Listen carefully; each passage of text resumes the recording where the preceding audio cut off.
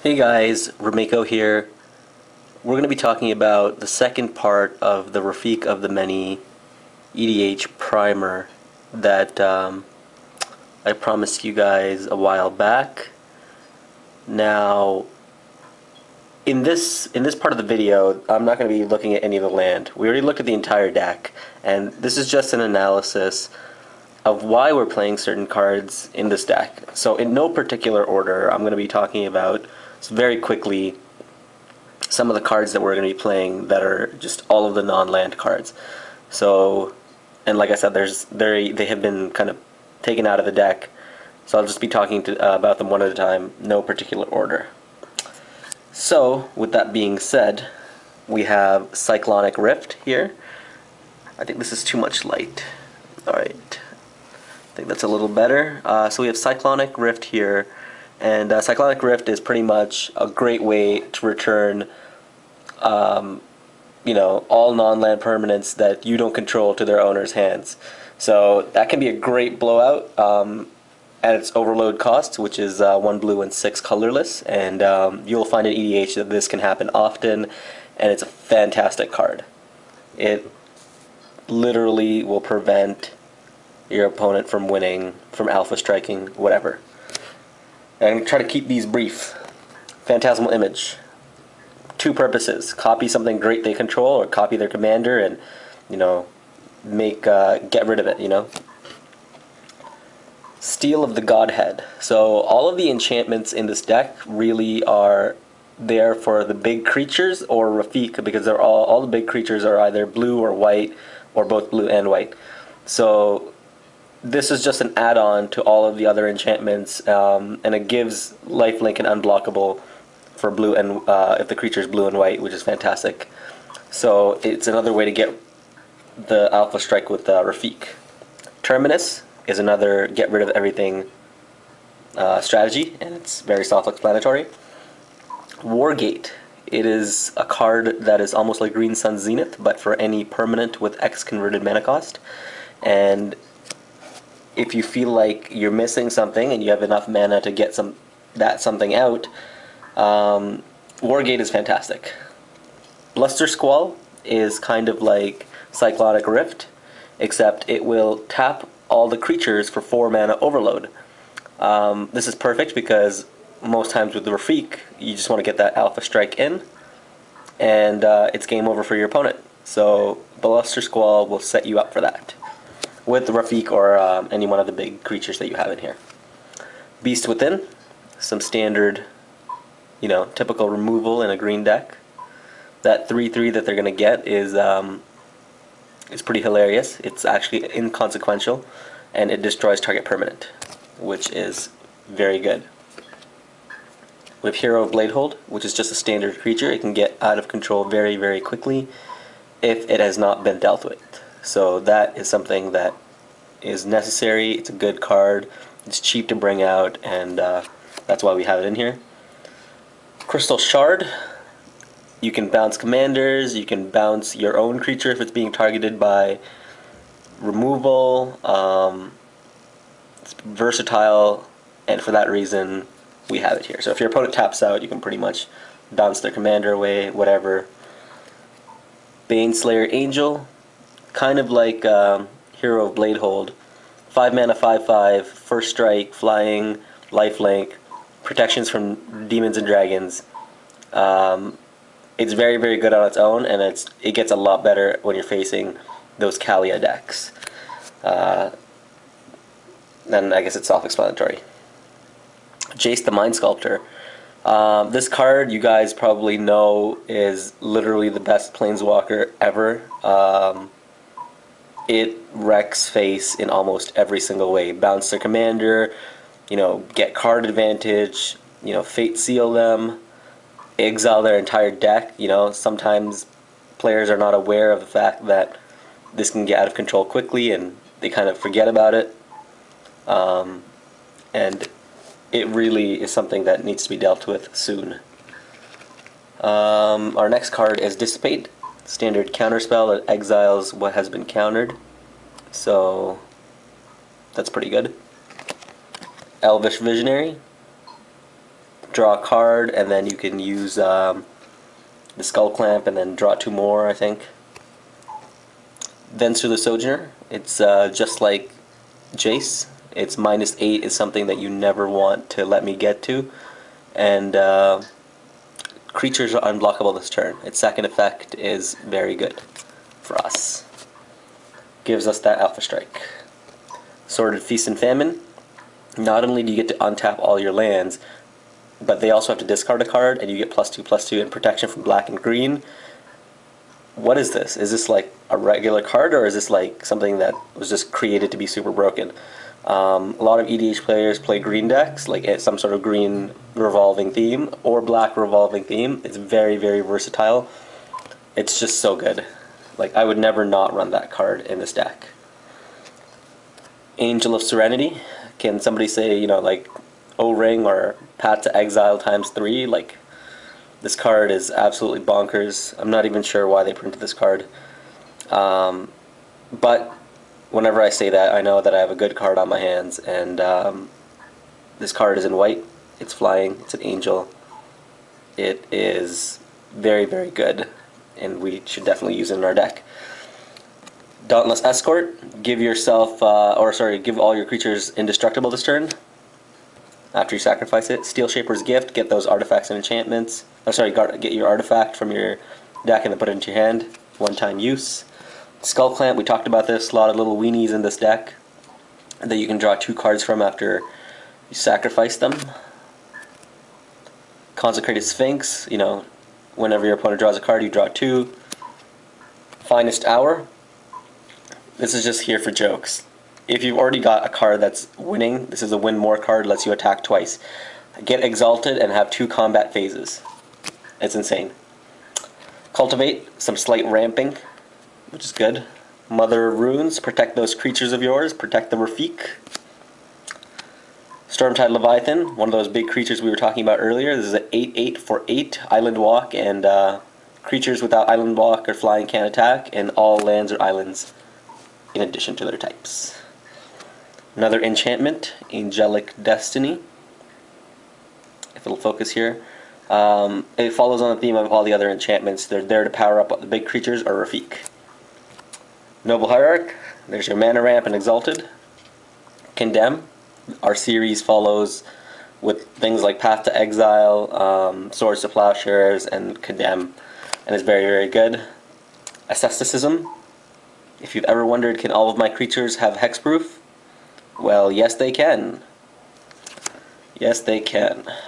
Far Wanderings, late game, get those basic lands, you know, Threshold, really, really good. Birds of Paradise, some ramping. Stoic Angel, only one players can untap more than one of their creatures during their untap steps, which is really good. Grand Abolisher, during my turn, your opponents can't cast spells or activate abilities or artifacts or creatures or enchantments. This is really good. Vant Charm, very versatile effects. Destroying artifacts, you know, putting the creature on the bottom of the library, counter target instant spell. It's one of the best charms, and conveniently it's in the colors we play. Darksteel Ingot, mana fixing. Stoneforge Mystic, self-explanatory, get those artifacts, equipment artifacts. Path to Exile, we talked about this. Return to Dust is like a Path to Exile for artifacts and enchantments. And it has like a mini little kicker kind of thing going on there where you can get twice as many artifacts and enchantments exiled. Wrath of God, board wipe, can't be regenerated, one of the best board wipes, or if not the best. Spell Crumple, they gotta put the countered card at the bottom of the library. It's fantastic. Lightning Greaves, give somebody hexproof, probably Rafiq, or one of the big creatures. It's our primary focus of this deck. Sensei's Divining Top, find those big creatures, find the cards that you're looking for. Chromatic Lantern, really, really good mana fixing. Just all your lands become whatever the color they want, or what you want it to be. And this is on par with, I think, Wrath of God, can't be countered, destroy all creatures. And costs same converted mana cost. Birthing Pod, you have a little bit of like a curve in this deck, so drop the birthing pod, start birthing away, you know, ramp up to the things that you need. Elish Norn, pseudo board wipe, you know, while having vigilance, giving your creatures +2/+2. So essentially there's a four power gap between all your creatures, and it's a 4/7. Like, what more can you ask? Ranger of Eos. There's a lot of 1 mana cards, or I don't want to say a lot of. It's like 3 or 4 1 mana creatures in this deck, and play the Ranger of Eos and get 2 of them into your hand. It's deck thinner, card draw, whatever you'd like to call it. Solemn Simulacrum, very versatile card. I think it's good for mana fixing. I think it's good for drawing a card, chump blocking, stalling out a little bit in the early game. Kazali Pride Mage gives us Exalted, and it's also a pseudo artifact removal for 1 after it's been played. There we go. Oracle of Moldiah. You drop this and just start playing a second land every turn, almost like 50% of the time. It's great way to ramp. I don't know, it's really good. It's a good way to see what you're getting as well, and if you don't like what you're getting, you can always Sensei's Dividing Top those things away and whatnot. Swords to Plowshares, self-explanatory. Fantastic art by Therese Nielsen. Soul Ring, I think this is one of the best cards for EDH, hands down. It should be like a power 9 or something. Add 2 to your mana pool for 1? What? What is this? Entreat the Angels. This is a fantastic card. I don't even know how many times I've won with this. You miracle this for 2 white and X, and let's say I have 7 mana. That's 5 4/4 Flying Angels that have been put on the battlefield on turn 7, which is not that, you know, odd for EDH. And sometimes I've gotten this out on like turn 4 and gotten 2 4/4 Flying Angels, and I've won with those Angels. It's a really good card, and it is possibly one of the best EDH cards that I've used in this deck. Phyrexian Metamorph. It is on the same par as that other cloning card. I totally forgot its name. What the hell was its name? Anyways, doesn't matter. Point is, oh yeah, Phyrexian, or Phantasmal Image. Point is that it costs 3. It's a good shapeshifter. You can copy artifacts as well, so you can copy another artifact that you own. And I think that's about it. It's a really versatile card, and it helps to get rid of their commander.